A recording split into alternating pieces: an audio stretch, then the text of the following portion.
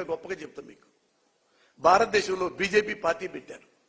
పెట్టి వాళ్ళు దేశమంతా తిరిగారు. 2 ఎంపీలే అయినాయి. 2 ఒకటి ఆంధ్రప్రదేశ్లో ఉంది, తెలంగాణలో, ఒకటి ఇక్కడ యూపీలో ఉందనుకుంటా. 2 ఎంపీలు అయ్యారు. అరే ఇద్దరే ఇంత భారతదేశంలో 2 ఎంపీలు మన దగ్గర వచ్చినారా?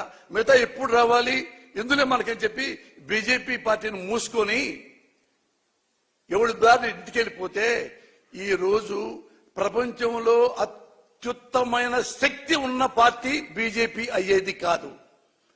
ఎందుకు 2 ఎంపీలు ఉన్నా కానీ మళ్ళీ భారతదేశం మొత్తం తిరిగి అధికారంలోకి వచ్చింది?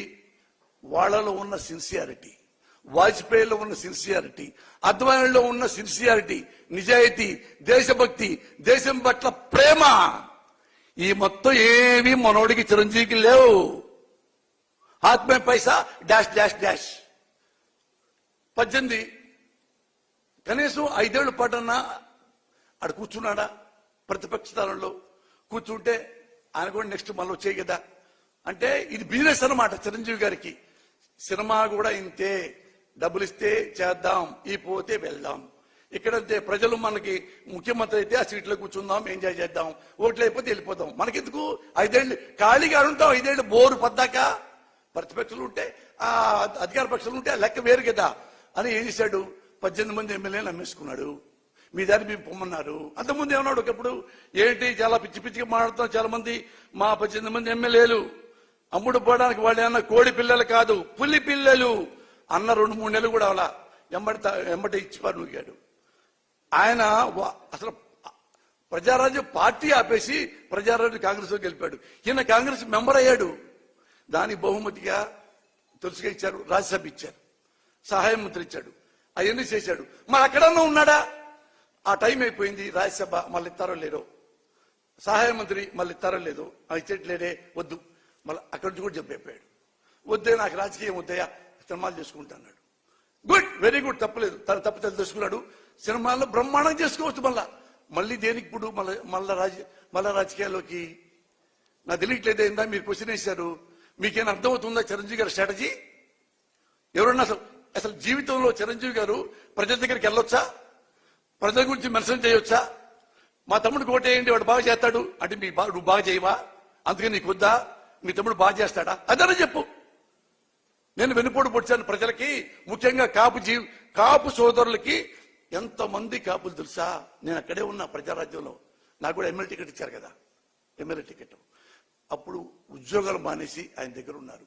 మనవాడు ఫస్ట్ టైం అవుతాడు అనుకుంటా ఆశపడి ఇల్లు అమ్ముకున్నారు, పొలాలు అమ్ముకున్నారు, నమ్మకం పెట్టుకున్నారు. ఓడిపోయినా కూడా పెద్ద బాధపడలా, ఒకసారే కన్నీళ్లు పెట్టుకున్నారు. ఈయన వెన్నుపోటు పొడిచినందుకు, పార్టీ అమ్ముకున్నందుకు వాళ్ళు ఈ క్రైడ్ లైక్ ఎనీథింగ్. కానీ ఇంకా చాలా గొప్పవాళ్ళు కాపు సోదరులు. ఈ మాత్రం ఏమనకుండా తను వాళ్లే గుండెల్లో సర్దుకొని బాధ పడ్డారు. ఇప్పుడు మళ్ళీ ఈయన వచ్చేసి ఏసనే చిరంజీవి మా తమ్ముడు పార్టీ పెట్టాడు. ఆ పార్టీ, ఈ పార్టీ మీరు కలిసి 6 నెలలన్నా జనాన్ని నమ్మించారు. మీ వాడు 1 month కూడా మనం నమ్మించలేపాడే. అయినా మళ్ళీ ఇస్తారా? అవునులే, రాజకీయాలు కదా, ఓటు హక్కు మీకుంది, మీరు నుంచోవచ్చు, మళ్ళీ ఎమ్మెల్యే అవ్వచ్చు, మళ్ళీ మంత్రి, ఏమో మళ్ళీ చిరంజీవి గారు ముఖ్యమంత్రి కూడా అవ్వచ్చు. నమ్మకం లేదా మీకు? గుర్రం ఎగరావచ్చు. What can we do? ఇది అన్నాం అనుకో, ఏమంటే తెలుసా?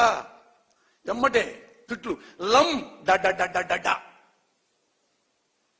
అంటే అసలు రియలైజేషన్ లేదు మనుషులకి, రియలైజేషన్ లేదు.